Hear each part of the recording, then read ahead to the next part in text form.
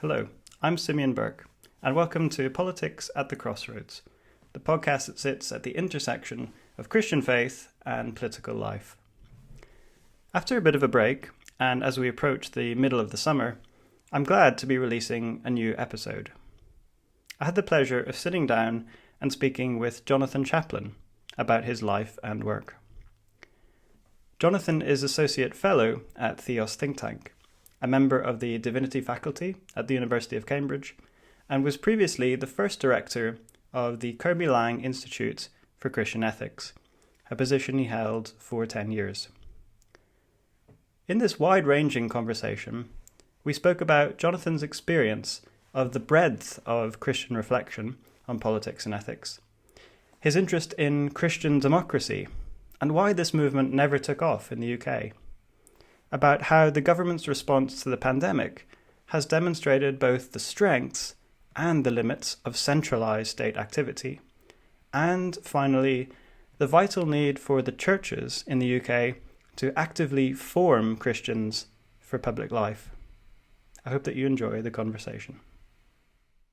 Great. I wonder if we could just begin, Jonathan, just perhaps by telling us a bit about yourself, where you find yourself today, where you're based, perhaps a little bit about what you do.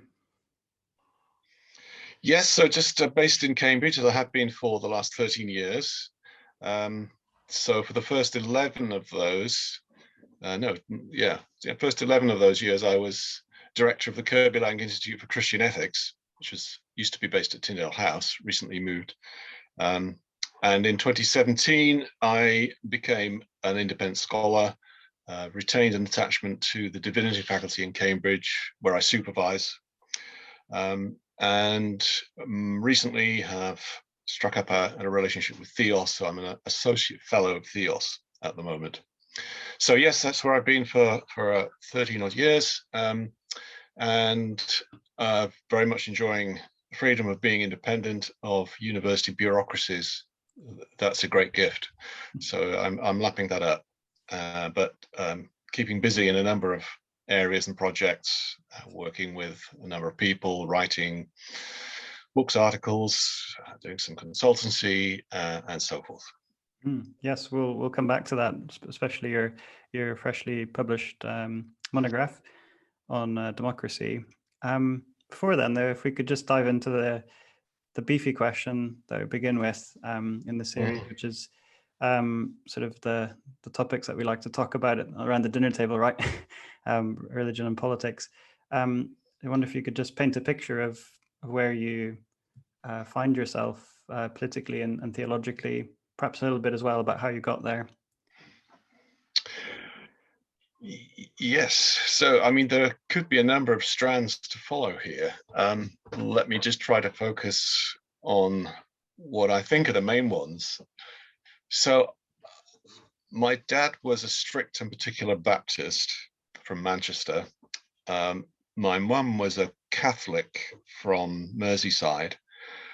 By the time they met, they sort of compromised on an evangelical Anglican church. So different strands already from the beginning. And it's curious, actually, fast forwarding, that in later life, I've discovered the riches of the Catholic tradition in a way which I knew almost nothing about when I was growing up, because my mother had left it behind. So that was the context in which I was raised, sort of low church, evangelical Anglican.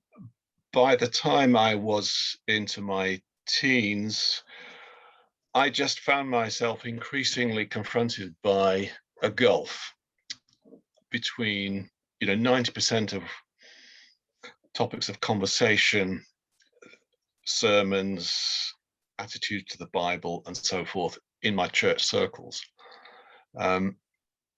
And what I myself was reading in the Bible, which was justice, peace, compassion, mercy, and so forth, all of which was rarely talked about in those circles. So in other words, I came from a fairly traditional, narrow evangelical background, but found myself, as it were, bursting out of those constraints and looking for guidelines, sources of inspiration, reference points, and found them in a variety of sources over a number of years. First of all, in the evangelical tradition itself. So this was the early middle 70s, when there was a significant transformation going on in British evangelicalism as a result of a number of developments, partly the result of missionary encounters with what we then called third world countries, which were facing issues of poverty, oppression, deprivation, and so forth, feeding back into the evangelical movement in countries like the UK and posing questions to the bourgeois, rather complacent and insular attitudes that prevailed at the time. And then some sort of just indigenous new ways of reading the Bible that were emerging, a new awareness of the challenges of running churches in the inner cities, and the urban ministry voice beginning to appear. So all of those things converged in the early 70s and produced a sort of plethora of initiatives over a period of 10, 15 years. That came just at the right time for me, because had I not encountered those resources and those movements, I'm not sure now what my relationship would be to not just the evangelical tradition, but possibly even the Christian tradition. So that was a very formative period.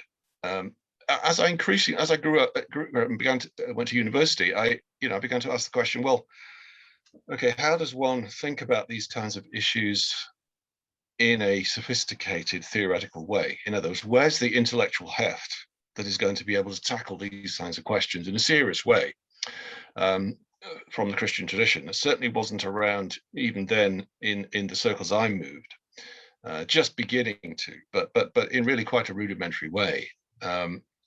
And so that led to a series of explorations into other traditions of Christian thought, Christian engagement and praxis, and that's continued over decades. I'm still in that sense drawing on new sources, new insights, and new streams that challenge and enrich. And the first one I came across, actually, this was during my undergraduate years, was the Dutch neo-Calvinist tradition, associated with the names like Abraham Kuyper and others.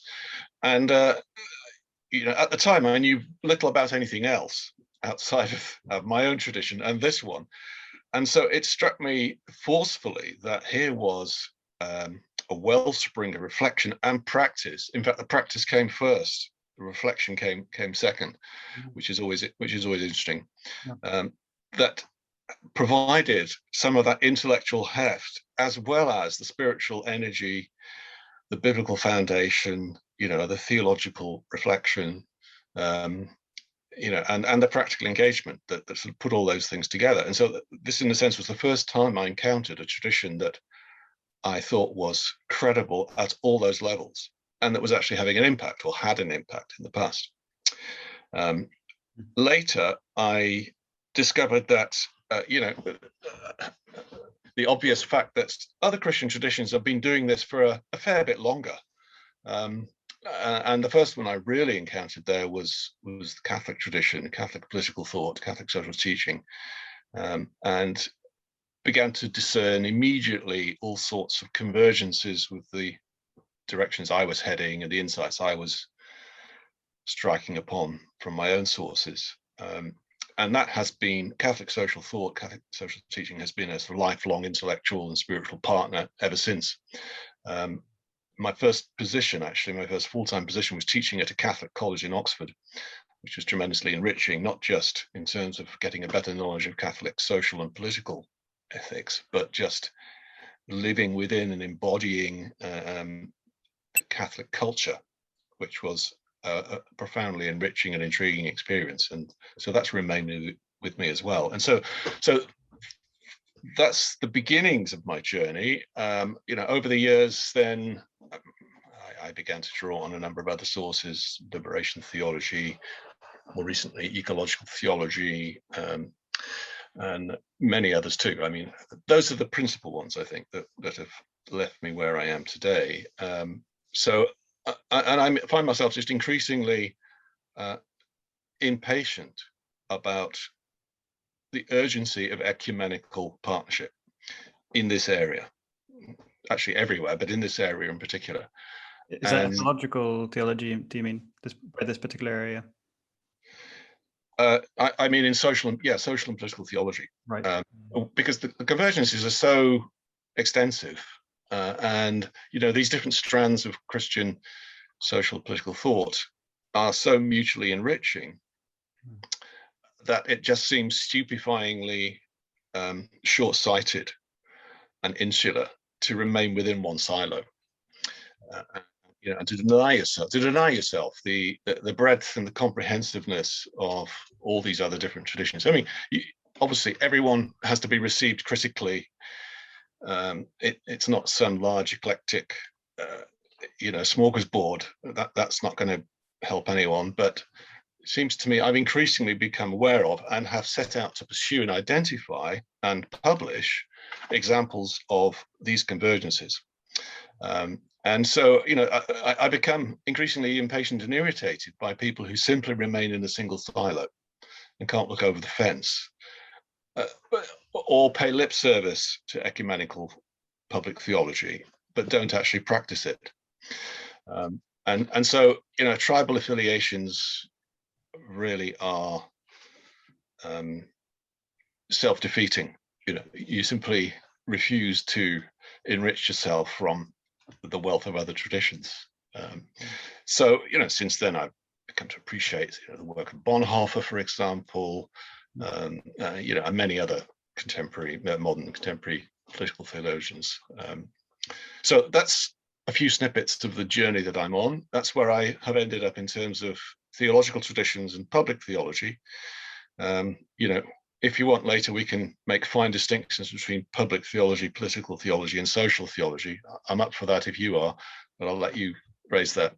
And politically, well, I think the major insight that has increasingly struck me from these various encounters and many others, and discussions held in different parts of the world with political theologians and practitioners of Christian engagement, is that it's simply impossible to align oneself straightforwardly with any extant secular political tradition. You can certainly join a political party. I have no objections to that. I've been a member of a party I was a member of a party for about 10 years. I'm not now.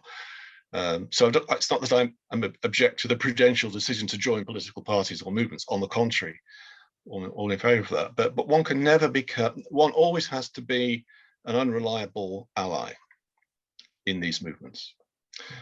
If you are the person who can always be counted on to toe the party line, you have lost the plot theologically, it seems to me.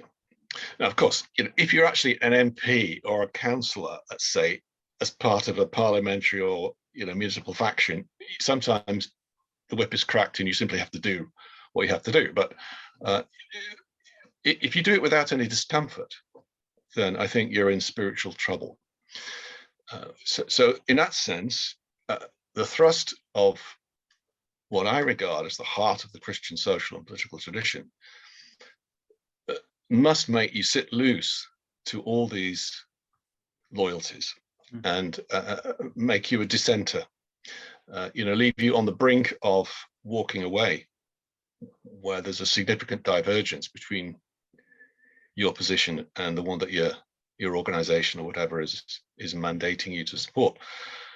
Not that you're out there looking for an opportunity to resign, not at all, but that you always have to retain that sort of critical distance. And that's very difficult to do. And it will lead to different kind of prudential judgments for different Christians. And that's all perfectly understood. So the goal here is not to sort of police other people's decisions or be censorious or lay down, bright lines that nobody else must cross. It's about authenticity and fidelity to what you have received. And it seems to me that if you do that consistently and faithfully and in community, always, then you are going to be sitting loose to those sorts of loyalties. So you might identify as conservative, Labour, Liberal, Green, whatever it might be, nationalist.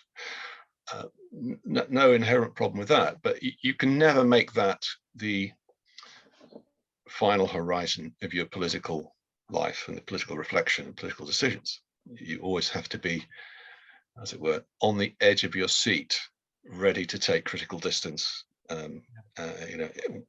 where that might be required. That's very helpful. Thank you. And anticipating some of my later questions about postures and habits that we might want to adopt as Christians in the public sphere, whether party members or just interested citizens. Thank you so much for those thoughts, Jonathan. I'd like to turn to one of the main sections now, which is looking at Christianity and democracy. Look a little bit at this book that you've published, and perhaps a little bit at the Christian democracy movement as well, if you don't mind. But first of all, first and foremost, you have a book that's now out called Faith in Democracy, Framing a Politics of Deep Diversity, published by SCM Press. I wondered if you could just outline for us what you're arguing in the book. Yes, certainly. I mean, a number of things. I suppose it would be helpful just to say that I'm addressing two distinct audiences. I'm hoping to write not just for Christian readers or indeed religious readers, but also as secular readers, secular-minded readers. And it's written in that tone, so I hope it's readable by those diverse audiences as well. And I'm also, as it were, taking distance from two very important and I think actually increasingly influential paradigms and positions that are shaping the debate about faith and politics. One of them is a sort of exclusivist secularism that would banish faith of all kinds out of the public square and push it to the margins, and advocate a sort of fairly comprehensive secularization of public life and political life. So I'm trying to critique that major paradigm, but equally I'm at the same time critiquing what I call a Christian nation position, which is an umbrella term that implies that the state and public authorities, public institutions are entitled to, or perhaps even mandated to, offer public privilege to one particular faith, in this case Christianity, or indeed by analogy any other faith, including a secularist faith. So I'm trying to firmly resist both of those positions and advocate what I call a Christian democratic pluralism, which is not to be confused with the Christian democratic movement of political parties, which we'll come to next. It's my term for a notion of democratic pluralism, which is theologically grounded in the Christian tradition. So it's a sort of Christian democratic pluralism which affirms and seeks to do justice to all faiths. A paradoxical idea to some, you could say. So that's the goal of the book, to try and set that out.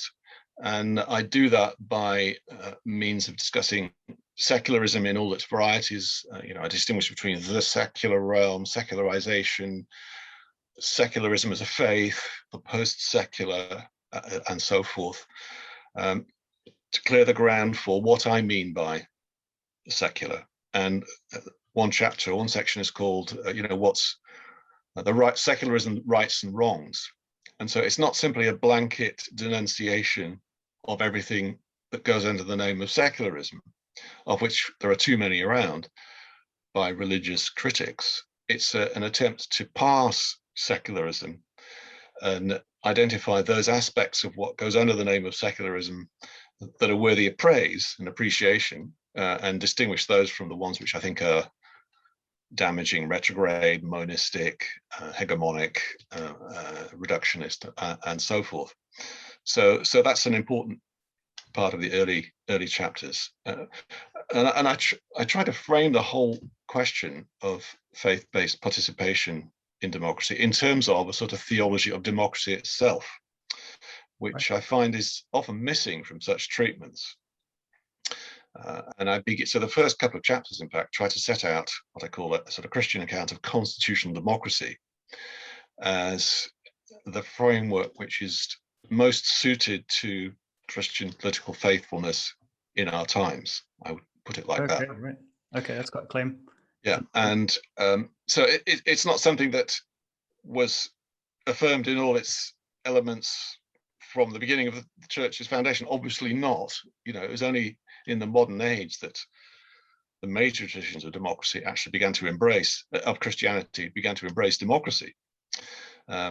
So it's what I would call a sort of contextual prudential judgment that this is the political framework that best responds to both the Christian tradition as it's evolved over centuries and the context in which we find ourselves today.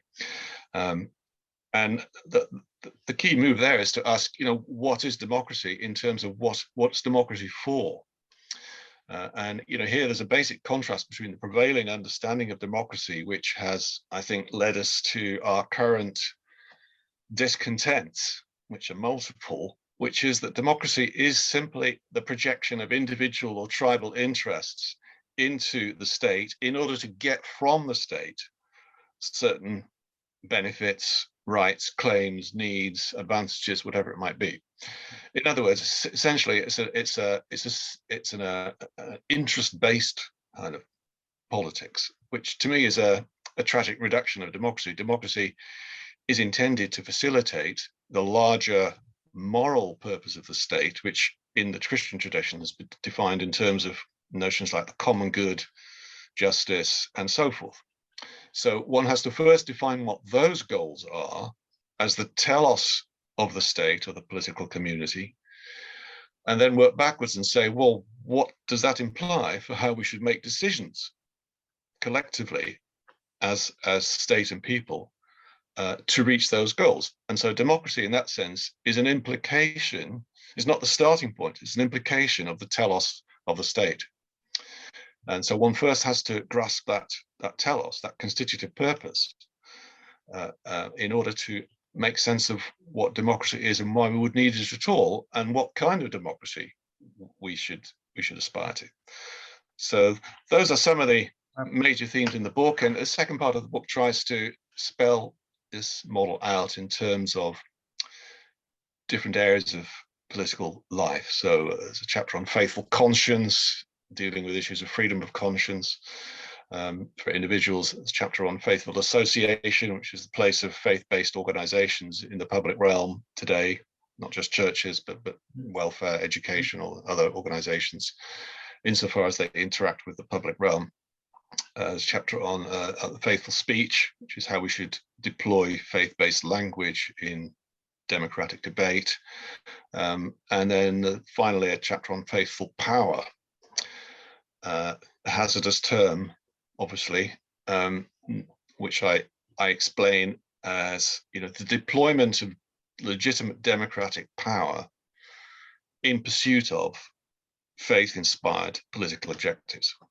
So it's not about taking control, it's not about seeking privilege, it's not about establishment, still less about theocracy, none of that. It's about individually and collectively contributing out of a faith perspective to that larger process of the democratic discernment of the common good and of justice. Right. So those are some of the major themes I attempt to address in the book. Definitely whetted my appetite to pick it up.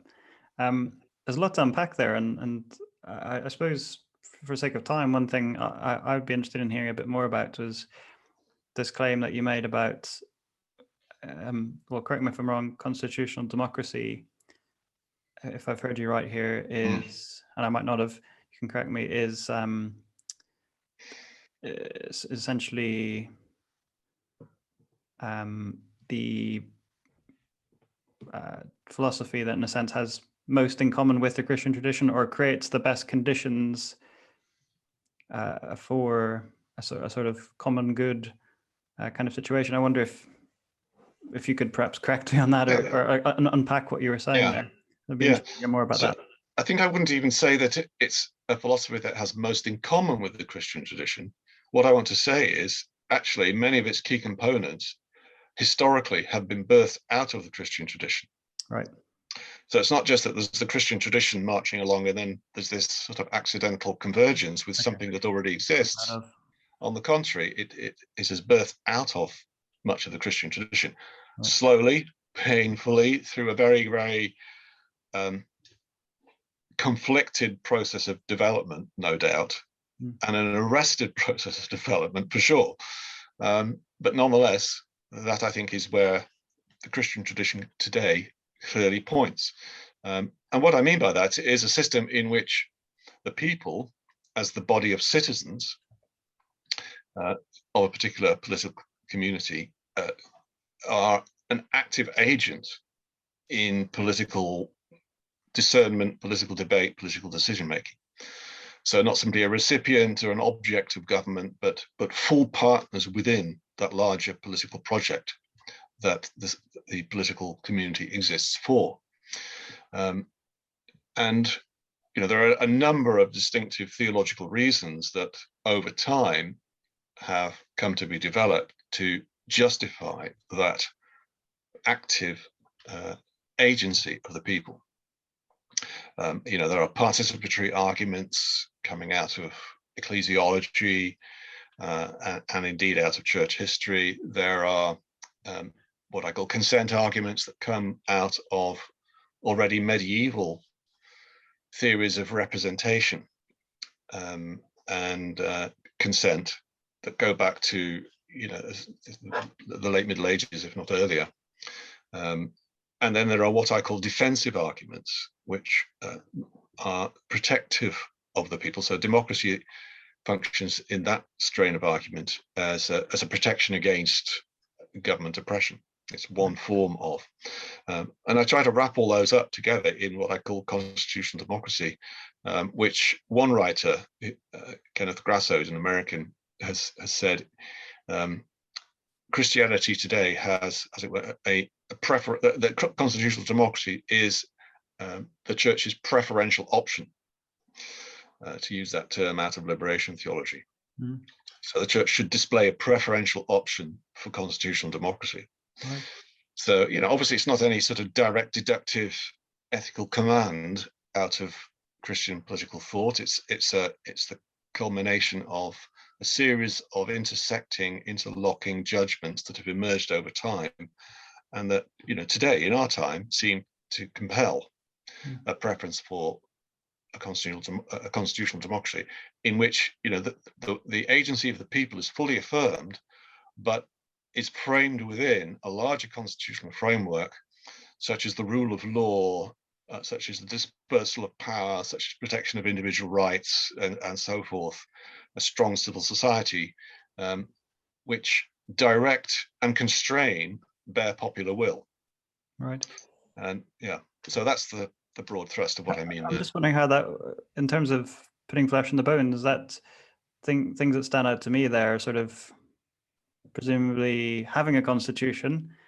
Maybe I've got that wrong, but also it strikes me as being quite consonant with this whole People's Assembly. Like you had the London Assemblies, where citizens' assemblies, I should say, where people met and discussed things. Are there particular things on the ground that are happening that are evidence of what you've just described that you could point to?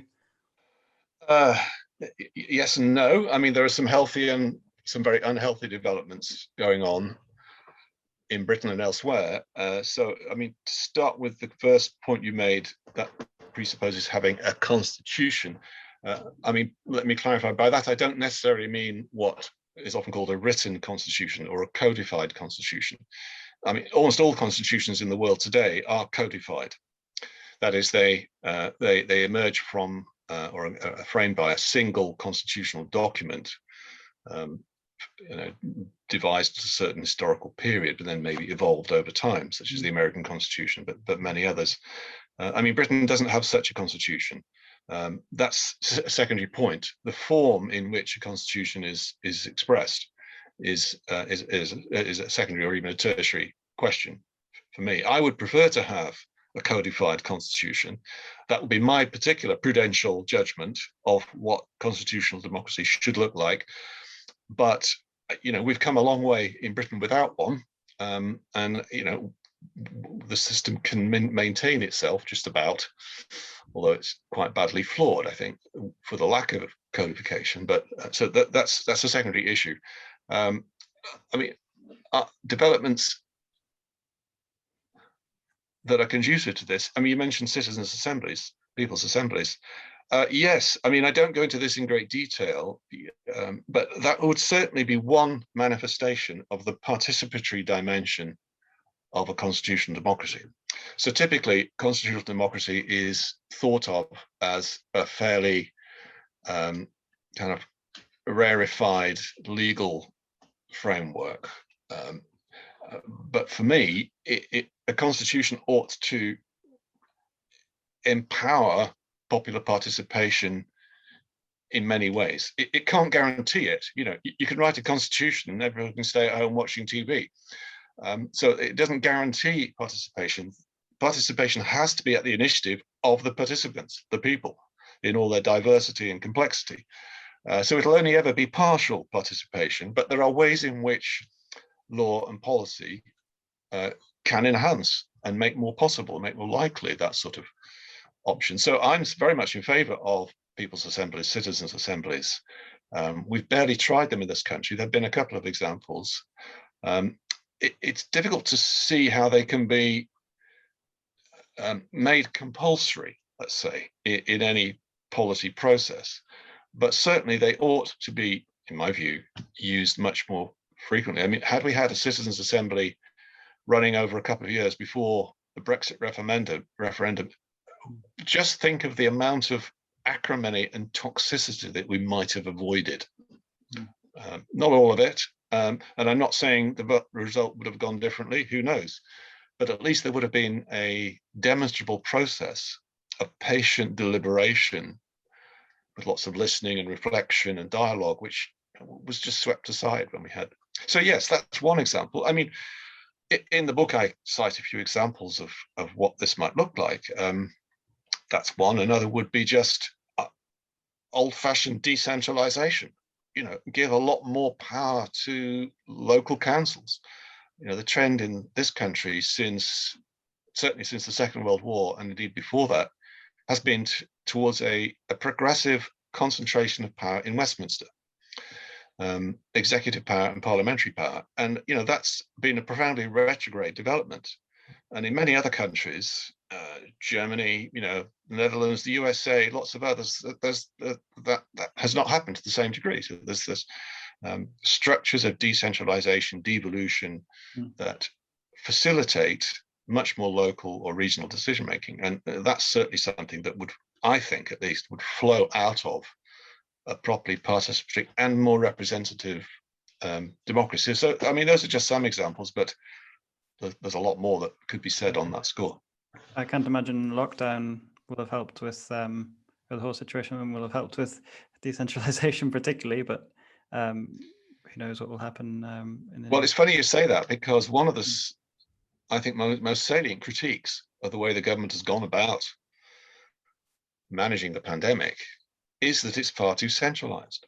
For example, local authorities have traditionally had local public health and environmental officers who are on site and who know their localities well, and who are typically turned to when there are diseases spreading or whatever, public health challenges. Those were essentially completely sidelined by central government in favor of large corporations and central government bureaucracies. And I think that actually costs lives. So, we're talking not just about the enjoyment of political participation, we're talking about public policies that can make a difference of life and death, success or failure. So the pandemic is actually a good example of why centralization is bad, although not entirely, because the vaccination program, of course, this is one of the cases where centralization, central planning is actually the right thing to do. So it does depend on the issue here. I'm not advocating a kind of comprehensive radical localism that pushes every decision down to street level, not at all. there are different tiers of decision making, and different demands and different issues and different policies invite different kinds of different levels of responsibility. So when you want to vaccinate an entire population in 6 months, you're going to need central government to orchestrate that, and that's one of the few things that the UK government has actually done very well here. Yeah. I could go on at length, but I'm sure you want to move on. No, that's very helpful. Thank you. Yeah, I wanted to move into, again, lots to unpack there around sort of procedural secularism versus programmatic, and perhaps looking even at how you define those in liberalism, but perhaps another time, or if we have time later on. But I'm interested in maybe looking a bit at the, insofar as this relates maybe to what you're saying, the Christian democratic movement. Yeah.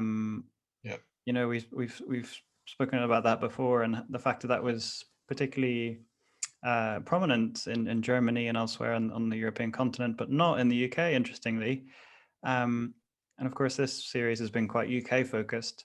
I just wondered, it'd be interesting to look at why we don't have that tradition of Christian democracy, or perhaps you might want to focus on constitutional democracy, which I realize are distinct things, and maybe looking about a bit more at why that has happened and what it might mean for some of these traditions to be recovered, particularly in the UK where we haven't had that.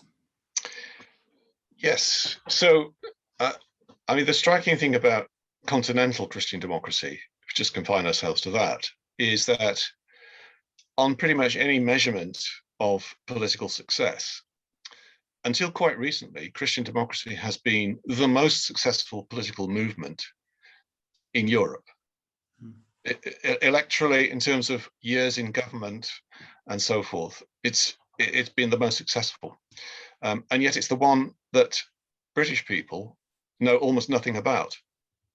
So it's partly because what we see when we look at European politics is what we recognize from our own context. So we see conservative parties, we see socialist parties, social democratic parties, liberal parties. That's traditionally what we see because we know them here.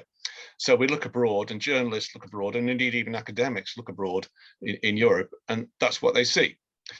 But in fact, that's a significant blind spot, because at least until, I would say, probably about the 1980s, roughly, Christian democracy was a really distinctive movement in ideological terms. It could not simply be classed as just a nuanced form of conservatism. Indeed, typically it had more right-wing parties on its right, flanking it on the right, and nor could it be simply conflated with standard social democracy, even though both were committed to an extensive welfare state. So that's one reason, that we simply haven't had the eyes to see what was on our doorstep, and therefore we haven't really recognized it as something distinctive.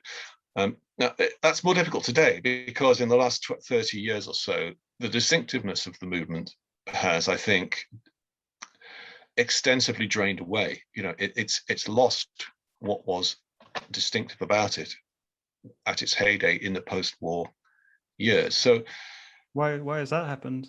Oh, I think a number of reasons. All European countries have been subject to the same, more or less, the same processes of secularization that Britain has.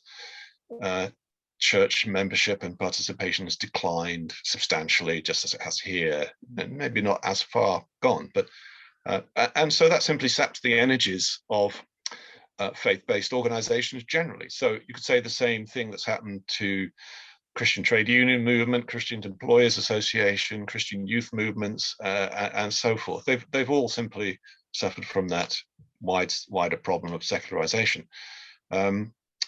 And perhaps at the same time, after 40 years of qualified success, a sort of stasis set in, and a sclerotic kind of stance set in, whereby Christian democratic parties lost their energy, lost their freshness, became too entrenched in the system, and couldn't, as it were, replenish themselves in the same way. So they still exist in most or many countries, but I don't think they are really maintaining anything like as distinctive a stance as they did, you know, in the 1950s, 40s, 50s, 60s, especially 70s.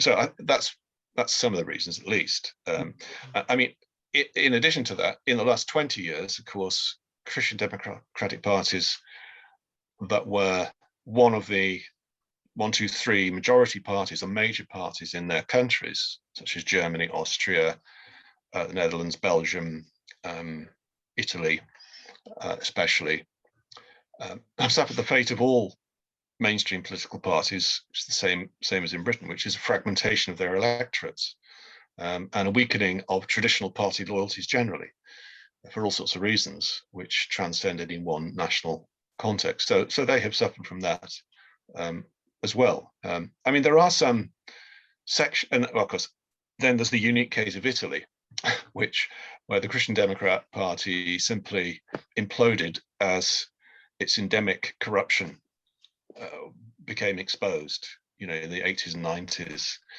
and essentially the party shut down. There are a couple of smaller Christian Democrat parties which still exist. They're fairly minor, so there's the unique, you know, each country has its own unique story. In France, for example, you know, there was a brief Christian Democratic Party in between, well, after 45 into the 50s, Popular Republican movement, which was actually quite promising from my point of view.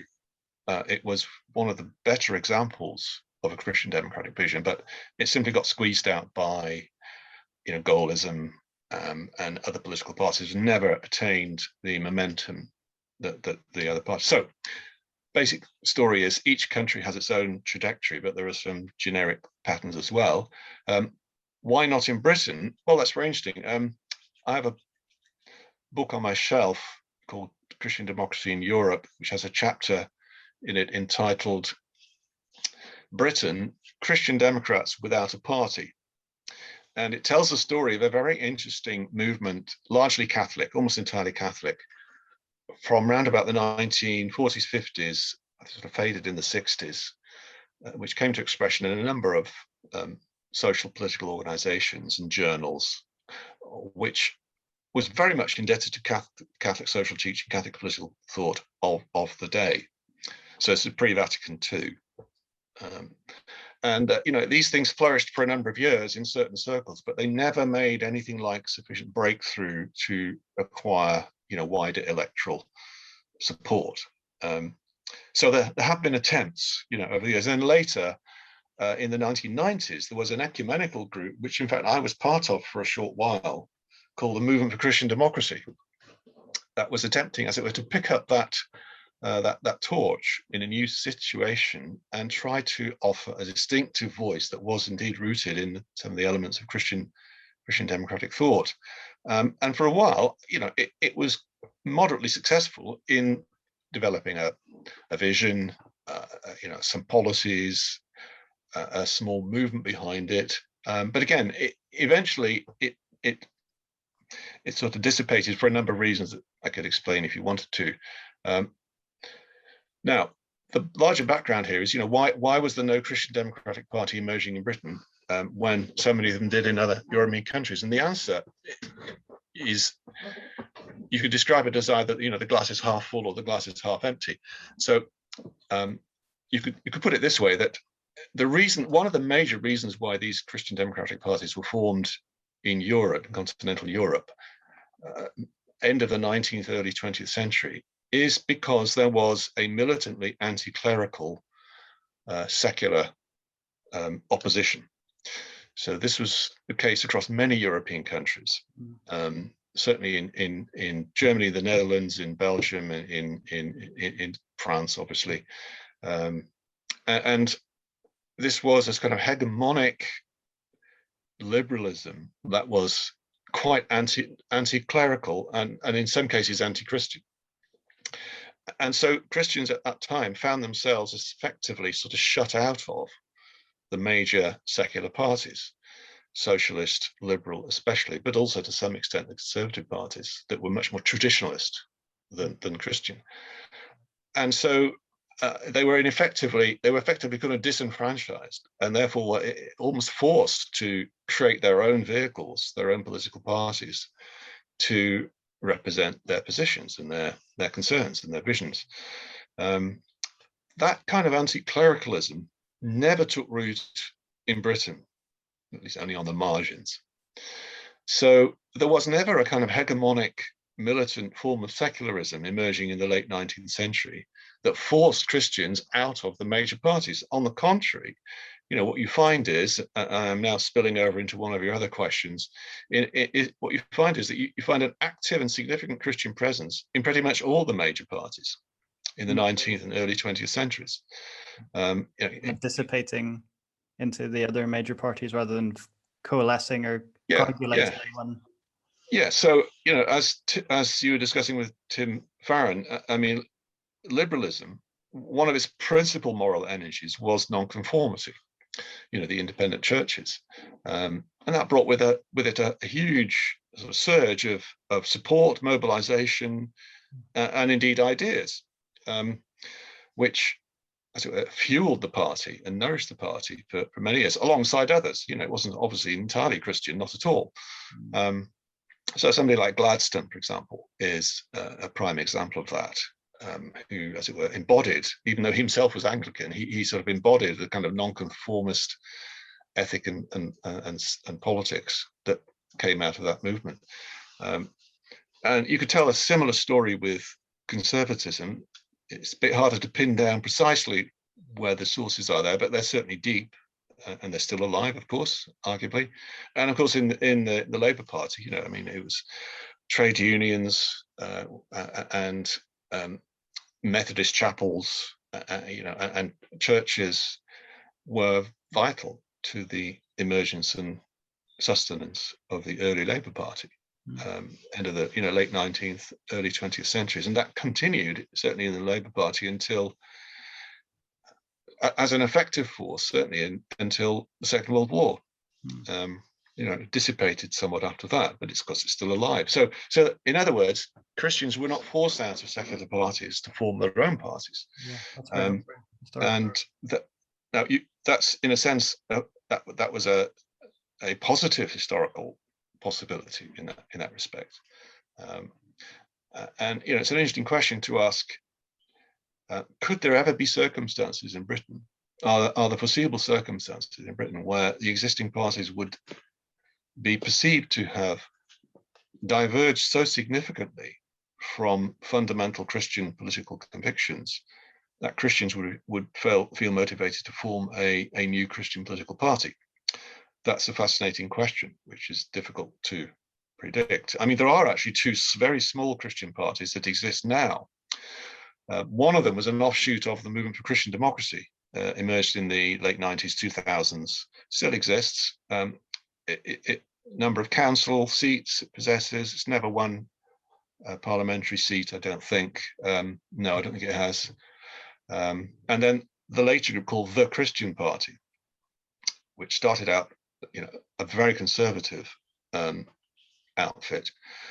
Both of these parties are pretty conservative, and sort of theologically and politically, yes, not entirely. I mean, they have a sort of eclectic mix of social conservatism with economic, with commitments to economic justice. So they're not libertarian economically, not at all. It's moderately many would see that progressive on this question. Many would see that as being the sweet spot, wouldn't they? Left, the old kind of trope that's trotted out a lot, left, economic, right, culturally, and well, yeah, arguably. I mean, that many people are saying that is the new post-liberal synthesis that we all need to grasp. Quite, yeah. Some of us need to grasp. What do you make of that?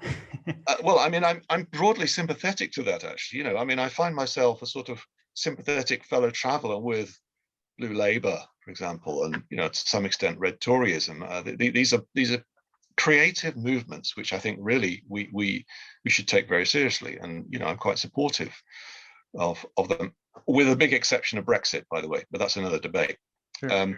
But these two particular parties that I mentioned, they have, I think, been skewed by being far too motivated by anti-secularism and anti-Islam. So I think that has really skewed their stance and has left them on the margins in a way which, you know, it's going to be difficult for them to overcome. But apparently in 2009, in the European parliamentary elections, one of these parties, the Christian People's Alliance, clocked up 250,000 votes. So, you know, that's no mean achievement. And this is in the UK. Sorry? This is in the UK. The Christian People's In Alliance. the UK, yes, in 2009, I think it was. Now, so that suggests that there could be a sort of latent electoral base for something along these lines, at least something that did successfully combine, you could call it a social conservatism, that's not a very helpful phrase necessarily, with a more economic progressivism. Neither of those phrases are very helpful, but you know, there could be an electoral base there that could perhaps be mobilized. But who knows? You know, things are in a lot of flux right now, and we, you know, there has been no breakthrough yet, and no signs of a breakthrough that would make a more visible Christian presence appear. And I'm not necessarily saying that we should be seeking that, but speculating on possibilities at least. It's interesting. I wasn't aware of that anti-secularist, anti-Islamic streak to those. To say a blue Labour, red Tory, but oh no, not blue Labour and red Tory. Those two Christian parties. Okay, I'm with you now. Yeah, no, not at all. No, gotcha. That's why they're much more promising. You know, that they're yeah. I see. I'm with you. I wonder if we could move into looking at very briefly some trends and then getting to the final question. So we've obviously looked at Christian faith and public life in the UK in this series, and we've had all sorts of conversations around, particularly around denominational affiliation and political affiliation, which I found a really interesting issue. And we've touched on that a bit there. You referenced what Tim Farron was saying, obviously Liberal Party and nonconformist. And there's also been, you know, that line about the Church of England being the Tory party at prayer, which, you know, seems to me to be perhaps more true of the laity than the clergy, but all sorts of complexities there.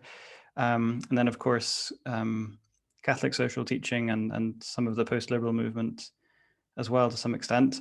I just wondered if there was more to say here, if there are more interesting trends perhaps to pull out in terms of this confluence between political tradition and denominational.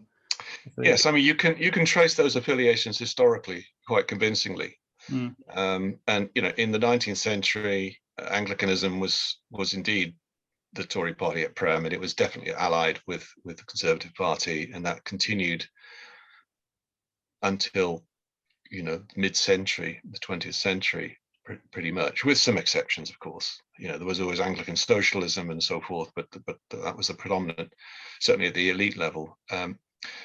Whereas by the 1980s, you know, people were saying the Church of England is the SDP at prayer. Don't know if do you know what I'm talking about? Do you remember the SDP? Yeah, absolutely, yeah. Yep. So, you know, by that stage, you know, Gang of Four, etc. Yeah, the age of faith in the city. And you know, sadly, we just saw the passing of Shirley Williams, one of the Gang of Four, who was, you know, in my view, one of the great prime ministers Britain never had. But so, you know, the clergy and the hierarchy of the Church of England has shifted drastically in the 20th century. And, you know, today there was a poll not long ago which suggested that only 6 or 7% of Anglican clergy voted Conservative. Yeah, that's right. Yeah. You know, whereas self-identifying Anglicans probably are at least as, if not more, inclined to support the Conservative Party than the general population. So there's a significant mismatch there, which is a problem for the Church of England. It's not necessarily everybody else's problem, but it certainly is a problem for the Church of England. Although it's not only the Church of England's problem, I think you find a similar gulf appearing in a number of churches, in fact. There are probably few exceptions to that. I think I would expect to find the same in Catholicism as well. So, I mean, what are the general trends? Well, that's one, that there is this gulf between leaderships and memberships, which means that, you know, leaderships have less and less sway over their memberships, which makes it much more difficult for them to influence public opinion and public policy if it's so clearly the case that their own members don't support these stances, the stances that they want to take. So that's a significant structural problem for the churches. But in addition, I think you could say, well, a couple of other things. One is that these long-standing affiliations, you know, sort of nonconformity to liberalism, Catholicism to Labour, Anglicanism to Church of England, and so forth, are breaking down and have been breaking down for decades. Partly because, in general, party affiliations are weakening, and therefore there is more up for grabs. Political parties can no longer count on any sort of body of traditional support from one or other church. The same applies in Scotland, by the way, where the Labour Party has been strongly supported by Church of Scotland, not officially, but you know, by default. That, of course, has been complicated by the rise of the SNP, which is attracting quite a significant amount of Christian support across the denominational divide. So these traditional alliances are weakening and breaking down. The picture is much more eclectic and much more in flux. And so it's harder to predict where these alliances will go. They are much more is up for grabs. You could put it that way. Yeah. And that may not be a bad thing. You know, it means that churches have got to earn credibility in the political realm from wherever. They've got to work harder to get their message across. And that, I think, is arguably a good discipline. You know, they've really got to sort of put the homework in, do the detailed work, do the mobilization, do the political education in a way that in the past they didn't really need to do. I think the final trend, of course, is that all of this is complicated by the new divide that is dominating British politics, which is Remain versus Leave. You know, all kinds of studies are showing that this is now the number one division in among British voters. Somewheres and anywheres, as David Goodhart puts it. Sorry? The somewheres and anywheres. Well, I mean, that's one way to phrase it. You know, there are other ways to phrase it, but yes, that's one attempt to capture that divide. And that is troubling on multiple levels, but it's certainly troubling for the Christian churches, never mind other religions. You know, the Christian church obviously is going to contain a diversity of political views all the time. There's never going to be political cohesion or unanimity. But if church members in every denomination simply reflect and echo what happens to have been in the last few years the overwhelming political divide in the secular world, surely that's problematic. You know, why were Christians collectively not able to raise any kind of distinctive voice at all during the Brexit process? I mean, individual leaders made a contribution here and there, often that they were attempting to sound conciliatory and, you know, argue against abuse and acrimony and so forth, call for harmony, rather platitudinously, I have to say. But where was the substance of a distinctive Christian political vision that could have spoken in an original and credible way to the entire Brexit debate, addressing issues like, you know, what is nationhood anyway? What does it mean to be British or English or Scottish? What are our obligations to our European neighbours?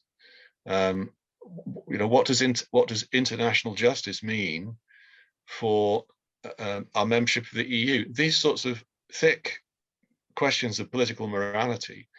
On the whole, the churches had almost nothing of interest to say. There were a couple of exceptions, but they were few and far between. And in my view, that is a very comprehensive failure on the part of the British churches. Not that they should have come down on one side or the other. specifically, but they should have been able to inform the debate and raise the level of the debate at a time where, we were just dragged into tribalism and acrimony. And so I think we ought to sort of, first of all, acknowledge that failure, and that's a big step. Diagnose it, and start to do some ecumenical homework together. This takes me full circle to where I started: the need for an ecumenical political theology to prepare us for the next crisis, which who knows when that's going to come. In politics, the breakup of the UK, for example. Are we prepared for that? Have we got anything to say about that? I'm not hearing very much, frankly. Perhaps even closer to home, the issue of lockdown and how we deal with coming out of that. That's a division that's perhaps is slightly less. Those are slightly more numerous. Yeah. I mean, lockdown. The pandemic hit us from nowhere, and we had no time to prepare. Yeah. Nobody had any time to prepare. So we're all scrambling around, and on the whole, the church has done a pretty good job pastorally during the pandemic. But yeah, the next one, who knows, is going to come around in a number of years' time. So yeah, we need a theology of response to pandemics as well.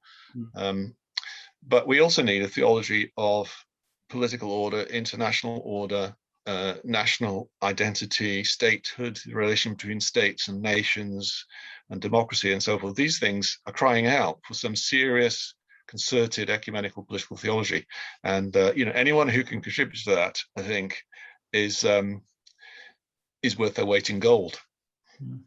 There's a lot of work to do, in other words. Yeah. Excellent.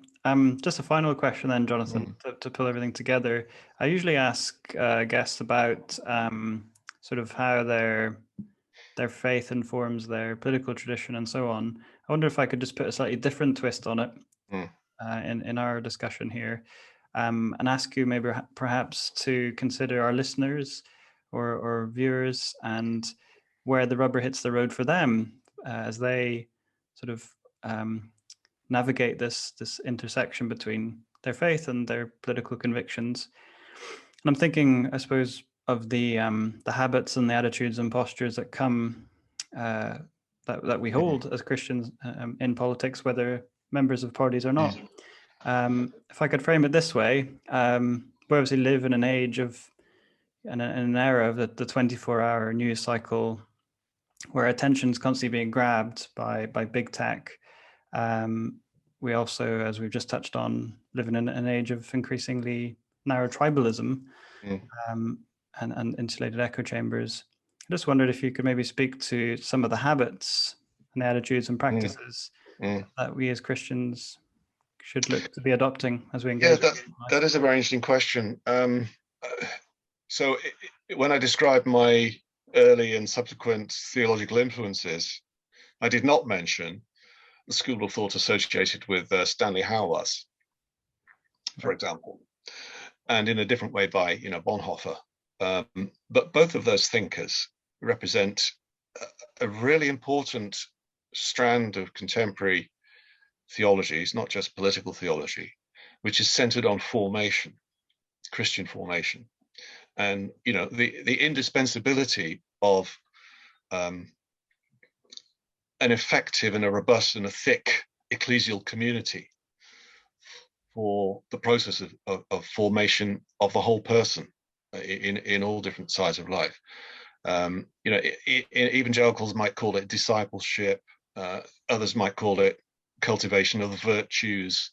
Different languages here are trying to capture the same thing, but Christian formation by means of participation in the ecclesial community is fundamental. And on the whole, churches don't do it all that well. Certainly not in the public realm. Often they're quite good at doing it in terms of personal life, close, intimate relationships, and so forth. Through pastoral work and diaconal work, that often is done quite well. But forming people for a life of business, a life in the labor movement, a life in public life, a life in the civil service, a life in parliament, is profoundly weak. So Christians often don't have any kind of intentional training in this kind of civic virtue, you could say, that they're going to need as soon as they enter, the political debate, the political realm. So that's the first. So on that score, I think we need to reach into those sorts of strands of thinking to instruct us on the sort of churches we need to become. We need to sort of work to become them in order that we ourselves will be formed and ready for different tasks of citizenship if we're sent out into those roles. But we're talking here about things like elementary Christian virtues, like respect, treating people with whom you disagree with profound respect, even as you disagree with them, even as you campaign against them, even as you seek to defeat them in elections. Speak and act towards them respectfully. Accord them the honor that is due to another member of the human race made in the image of God. And so much more to say about that, but there's all sorts of ways in which politics, as it stands today, systematically undermines the practices of respect.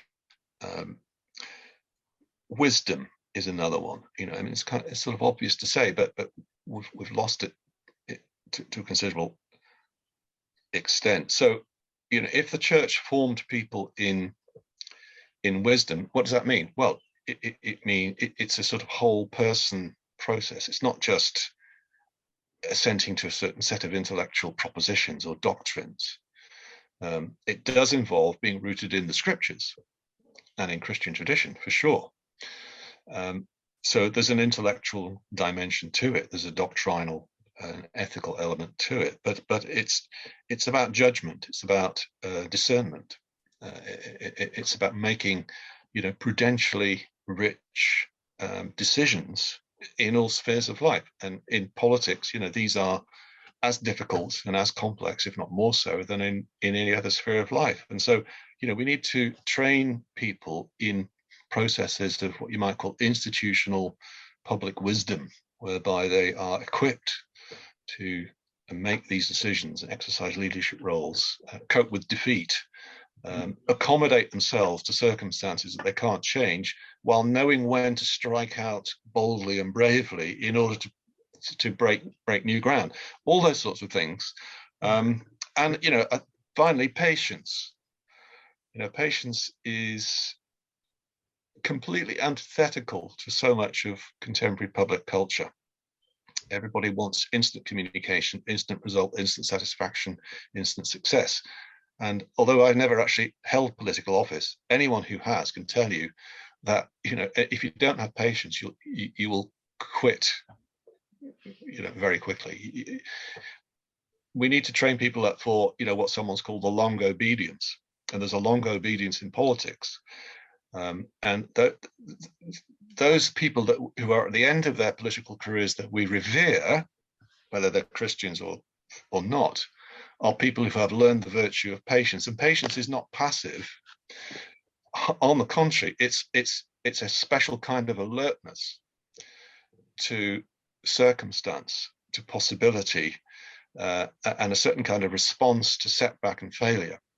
But patience is all about determination over the long haul, and in community and collaboration with many other people, in order to, so you set your face, as it were, to achieve certain objectives, and you simply press on, working, day in, day out, month in, month out, campaign in, campaign out, to pursue those objectives. And for that, you need to work in community, you need lots of support, you need lots of personal integrity and energy as well. But those are some of the things that a church, an ecclesial community that has become good at formation would do. So, virtues of respect, wisdom, patience, and so forth. And, there's no quick fix there. These are sort of lifelong practices that are built by community, and that can only be sustained by community. And unfortunately, the typical pattern has been in the past, if a particular church member goes into politics, first of all, you hardly ever see them again because they're busy all the time. They can't show up to meetings, etc. So they sort of disappear from the screen very often. But those that manage to survive as Christians for year in, year out, typically you will find behind them a small body of supporters and friends and accompaniers who will stand with them, work with them, engage with them, pray with them, pick them up when they fall down, that sort of thing. So those are the kinds of things we need to do. It's not just about exercising those virtues, it's about forming them, and that has to be done intentionally, in ways like that. Yeah, that's laying down the gauntlet, I think, to churches today. I mean, yeah, there's certainly a lot there in what you're saying in terms of thinking about faith not as simply a private exercise, but as you say, something that impacts public life and has something to say to that. So I think in many ways, as with your comments on how we do discussions in churches, you've laid down a challenge there for us to think about. And I want to say thanks for that. And I want to say thanks for giving your time today and for sharing your thoughts. You're welcome. It's been a pleasure. Thank you. Thanks for the invitation. Thanks very much. I hope that you've enjoyed this episode. If you haven't already, please check out the other episodes in this series, and if you're so inclined, please leave a review on iTunes and a comment below in the comments section of this YouTube video. It would be great to hear from you.